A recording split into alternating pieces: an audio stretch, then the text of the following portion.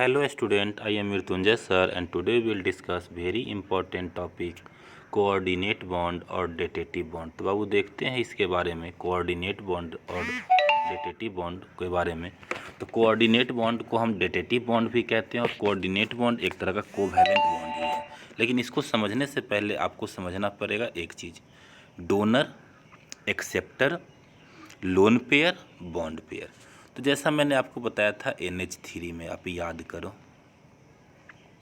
NH3 ammonia है, clear. अब इसमें N का अगर देखोगे तो N के पास इलेक्ट्रॉन कितने होते हैं लास्ट ऑर्बिट में? 2, 3, 4 और 1, 5। तो एक H इधर से आएगा, ये बॉन्ड अपना कंप्लीट कर लिया। एक H इधर से आया, ये अपना बॉन्ड कंप्लीट कर लिया। एक H इधर से आया, ये अपना बॉन्ड कंप्लीट कर लिया। और ये दोनों क्या है? लोन पेयर बचा हुआ है। तो ये जो इलेक्ट्रॉन का पेयर है, तो ये बॉन्डिंग के कारण जो पेयर हुआ उसको हम लोग कहेंगे BP, बॉन्ड पेयर। और जो बिना बॉन्डिंग के पेयर हुआ उसको हम कहेंगे लोन पेयर। करेक्ट है? मतलब वैसा पेयर ऑफ इलेक्ट्रॉन जो बॉन्ड के कारण बना है तो उसको हम लोग कहेंगे BP, बॉन्ड पेयर। और वैसा पेयर ऑफ इलेक्ट्रॉन जो बिना बॉन्डिंग के बन गया है उसको हम लोग क्या कहेंगे? LP, मतलब लोन पेयर। करेक्ट है?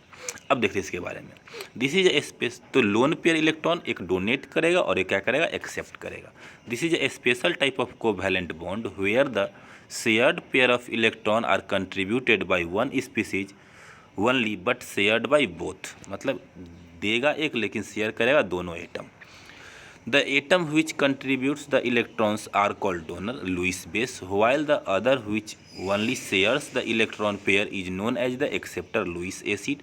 This bond is usually represented by the arrow pointing from the donor to the acceptor atom। जैसे इसको एग्जाम्पल से देखो बाबू, जैसे NH3 अगर देखो फिर से एक बार, तो ये मेरा रहा एक H कंबाइंड हुआ, यहाँ मेरा दूसरा H कंबाइंड हुआ और यहाँ मेरा तीसरा H कंबाइंड हो गया और ये NH3 कंप्लीट है। यहाँ पे 2 इलेक्ट्रॉन मेरा एक्स्ट्रा है। अब क्या होगा यहाँ पे कि अब ये बॉन्ड बनाना नहीं चाहता है। कौन बॉन्ड बनाना नहीं चाहता है? N। लेकिन एक H इससे और क्या हो सकता है? ऐड हो सकता है। तो H क्या करेगा? अपना एक इलेक्ट्रॉन लूज कर देगा और क्या बनाएगा? H positive. अब H पॉजिटिव के पास एक भी इलेक्ट्रॉन नहीं है, लेकिन इसको मन क्या है? 2 पूरा करने का। तो यहाँ पे H पॉजिटिव आएगा और इस केस में ये सिर्फ इलेक्ट्रॉन देगा और ये इलेक्ट्रॉन क्या करेगा? लेगा। कौन? H प्लस इलेक्ट्रॉन को लेगा। तो यहाँ पे डोनर हुआ NH3 और H प्लस हमारा क्या हुआ? एक्सेप्टर। तो जो डोनर होगा वो लुईस बेस की तरह काम करेगा। NH3 लुईस बेस की तरह काम कर रहा है और H प्लस कैसा काम कर रहा है? लुईस एसिड की तरह काम कर रहा है। तो इसको हम लोग ऐसे शो ऑफ करते हैं, N single bond H, single bond H, single bond H और कोऑर्डिनेट बॉन्ड H। ये मेरा रहा NH4, क्योंकि ये प्लस है तो पूरे कंपाउंड पे कौन सा पॉजिटिव चार्ज आ जाएगा? कौन सा चार्ज आएगा? पॉजिटिव चार्ज आएगा। इसको एक वीडियो से देखते हैं। Special type of covalent bond is coordinate covalent bond. Coordinate covalent bond or dative bond. The formation of coordinate covalent bond was explained by Sidgwick. Definition: dative bond is a bond formed by sharing of electron pair, but the shared pair is contributed by one atom. Coordinate covalent bond is semipolar bond. Characteristics of dative bond: the atom which contributes the electron pair for sharing is called electron pair donor. The donor atom must have at least one pair of electrons in valence shell. An atom which accepts electron pair is called electron pair acceptor. It should have vacant orbital in valence shell. Coordinate covalent bond shown by an arrow pointing from donor to acceptor. Let us study the concept with an example.